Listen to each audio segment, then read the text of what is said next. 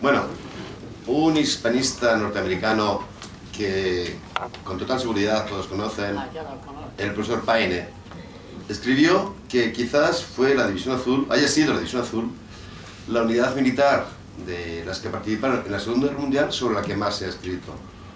Pues, si no es cierto, a lo mejor al 100%, desde luego se acerca mucho a la realidad, ¿verdad?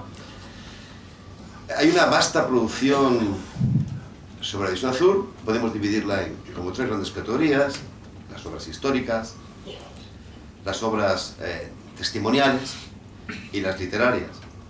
En el capítulo de obras históricas tienen para todos los gustos: historias generales de la unidad, historias de pequeñas unidades, compañías, batallones, historias de batallas, biografías.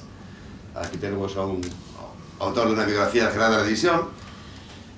Y un tercer capítulo que son las obras literarias, ¿no? Las obras literarias tienen una singularidad. En un primer momento eran divisionarios que aprovechaban su experiencia rusa para escribir una novela. Hoy en día son literatos profesionales los que están tomando la división como motivo, o a veces simplemente como excusa o como escenario para realizar un relato, ¿no? Pero bueno, lo que nos ha convocado aquí evidentemente es el testimonio de un veterano de la división, así es que lo que quiero centrarme es en analizar precisamente la producción escrita de los veteranos, los testimonios, ¿de acuerdo? Habrá, seguro, cuando ha visto salir este libro, habrá quien haya dicho: otro libro de divisionario más. ¿Por qué dicen esto? Pues miren, porque hay muchísimos. El año 2004, la misma editorial que ha tenido el acierto de publicar ahora el libro Zapadores de la División Azul, reeditó un clásico en la bibliografía divisionaria y de vuelta de don Antonio Hernández Navarro, y tuvo la amabilidad de encargar una especie de estudio introductorio sobre este libro. En ese momento ya realicé en ese estudio una nómina de 67 divisionarios que habían puesto blanco sobre negro, en forma de libro, sus testimonios, ¿no? De distintas maneras. Por cierto, metí la pata, incluí uno que no era un divisionario, porque esto es importante decirlo. También hay dos libros de señores que se han hecho pasar por divisionarios, afirmándolo que eran y no habían estado nunca en la División Azul, ¿no? Entonces, aprovecho y corrijo, no era el 68 como puse, era el 67. Pero, fíjense la fecha, es 2004, estamos al 2011, ¿verdad? Pues, ¿qué ha pasado entre todos estos años? Miren, una novela excelente, por cierto, El Búnker, de un veterano de división, Rebollo, de la 15 compañía. Un diario de una enfermera que cita el general en su libro. Si algunos lo han leído ya, que sospecho que muchos lo han leído ya, habla del caso de una enfermera que se casa con un alférez que se quedó ciego. El diario de esa enfermera se ha publicado. También están memorias de veteranos, de guripas, lo que llamamos guripas, ¿no? Combatientes de a pie, la de Blanc Sabeng, la de Sanz-Jarque, de sargentos. Es importante, porque los sargentos hasta ahora estaban poco presentes en la bibliografía divisionaria. Tenemos la de Meliá Ávila y la de García Izquierdo, fantástica, y que yo subrayo porque es de transmisiones. Y yo serví en transmisiones y claro, tengo una debilidad por ese cuerpo, ¿no? Hay algunos libros incluso más curiosos aún. Un libro de un prisionero, de Julio Jiménez, que si uno comete el error de saltarse el prólogo no se entera de nada, porque el libro es el libro clásico sobre el cautiverio, que narra las penalidades que se pasaron allí. La clave del libro está en el prólogo, donde el hijo del autor narra quién era su padre, un capitán del ejército republicano afiliado al Partido Comunista que se había unido a la División Azul para pasarse al ejército rojo. Lo logró. Estuvo 11 años en los campos de concentración y volvió más anticomunista que cualquiera de los anticomunistas que ha venido a la División Azul. Un libro increíble. Otro libro curiosísimo, llamado Memorias de un luqueño, que yo lo compré con mucha aprensión porque estaba financiado por todas las comisiones de la memoria histórica de Andalucía, más o menos. Y una historia bastante terrible, ¿eh? Un chico de familia muy humilde, padre de izquierdas, que muere en la cárcel, y que había estado en la división. Y dije, verás tú, cuando llega a la División Azul, lo que va a contar. Pues fascinante. De la compañía de Palacios, encantado de haber estado en la División Azul, orgullosísimo de haber estado en la División Azul, orgullosísimo de su capitán, etcétera, etcétera, ¿no? Supongo que fue una gran decepción para los señores de la memoria histórica. Pero en de estos últimos años, que ya les digo, hemos pasado hasta los 79 libros, el último, el que tenemos hoy el orgullo de presentar, por suerte además no va a ser el último, ¿eh? A los que somos adictos a la literatura sobre División Azul, se les puede adelantar ya que en este momento, en fase de edición, hay dos más, ¿eh? El de un artillero valenciano, Constantino Georgakopoulos, y el de un infante murciano, García Gallud. En realidad deberíamos añadir más libros que no han tenido la suerte de salir en forma de libro, pero que sí que existen como libros, ¿no? Los conocemos enteros o fragmentos porque han ido saliendo en publicaciones. Las hermandades de la División Azul han tenido durante mucho tiempo, aún tienen algunas publicaciones periódicas y han ido saliendo estos libros, otras veces en otros órganos de prensa, ¿no? Los divisionarios nos han sabido transmitir y nos han querido transmitir siempre el orgullo que sienten por haber participado en esa campaña. Seguimos un poco con esto de analizando la obra de los veteranos. Estos 79 autores, no es que hayan escrito 79 libros, no, hay autores de ellos que han sido prolíficos hasta extremos.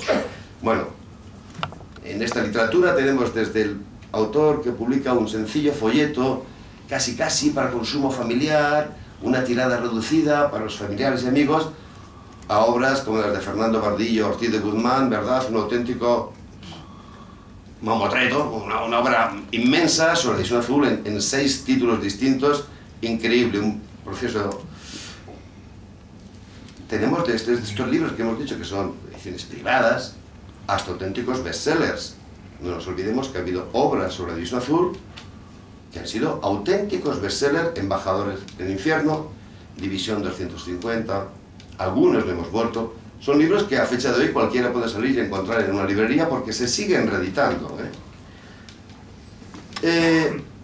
Otra división, otra forma de catalogar los libros serían por el espacio que le dedica la división. Hay divisionarios que han contado su vida y han incorporado a su biografía el paso por la división. Pero son muchos más los que, en vez de contar su vida e incorporar su paso por la División Azul, lo que han querido publicar expresamente es su paso por la División Azul. ¿De acuerdo? Hay más formas para catalogar este tremendo número de libros. Algunos son pura y simplemente las transcripciones de los diarios. Yo creo que fueron innumerables los voluntarios que eran conscientes de que este iba a ser una gran aventura y llevaron diarios bastante minuciosos que se han podido transformar con mucha facilidad en libros. Otros, en cambio, han preferido utilizar esa materia prima para construir relatos literarios, ¿no? Los hay divisionarios que, bueno, no han hecho ni una cosa ni otra, sino que han cogido algún tema de la historia de la división y lo han analizado, lo han estudiado minuciosamente. Estoy pensando en este momento en César Ibáñez, por ejemplo. Bueno, en realidad, lo que vemos es que esta fue una auténtica división de grafómanos, ¿no?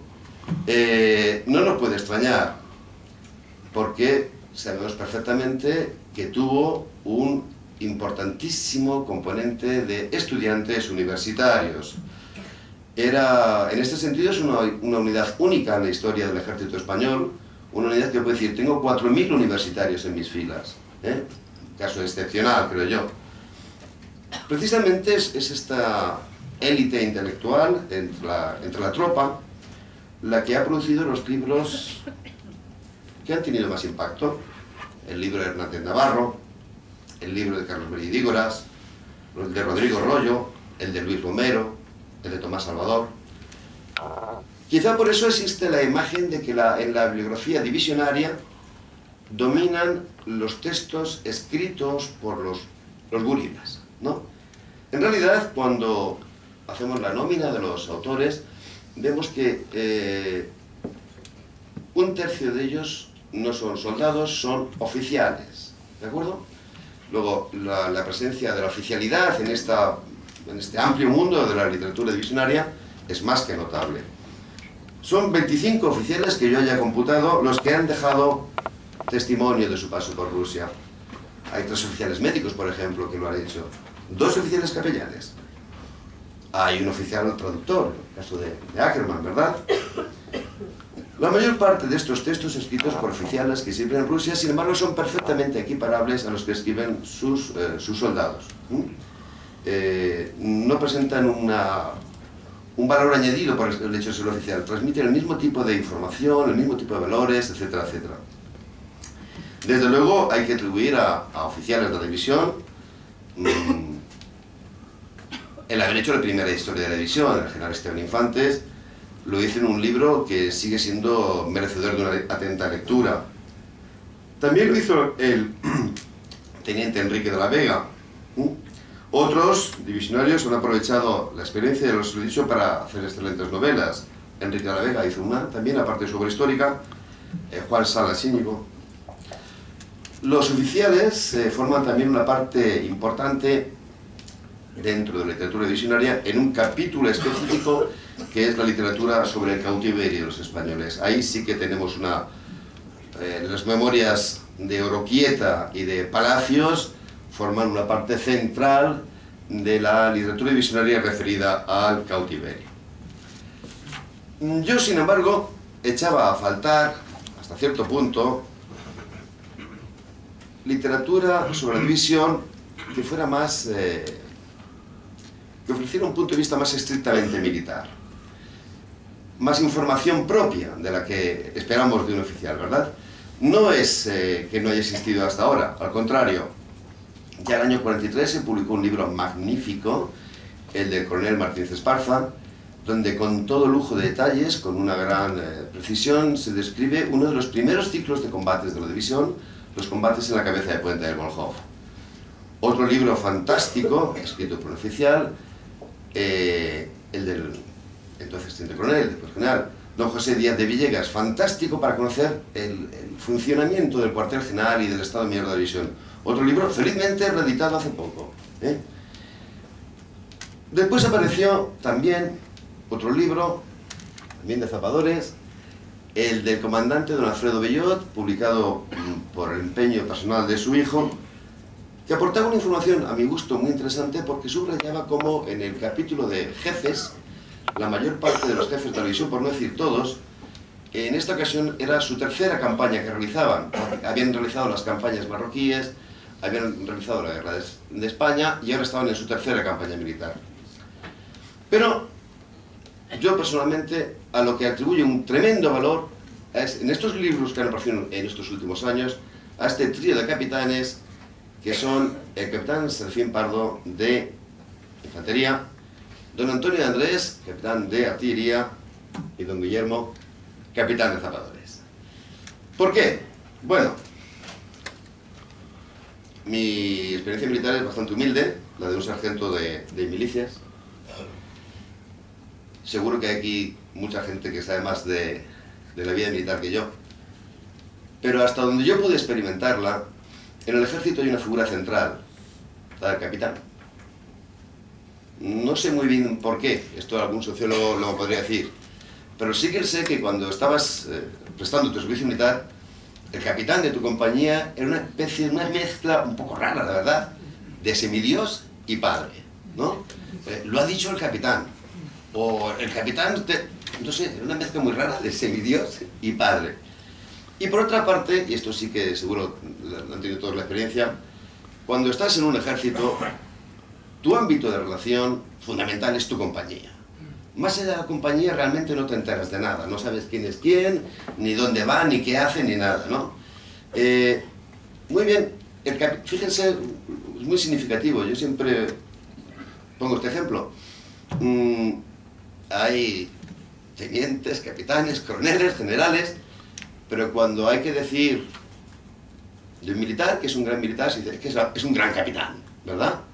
Por eso la figura, a mí me gustaba, echaba muy en falta esos testimonios de capitán.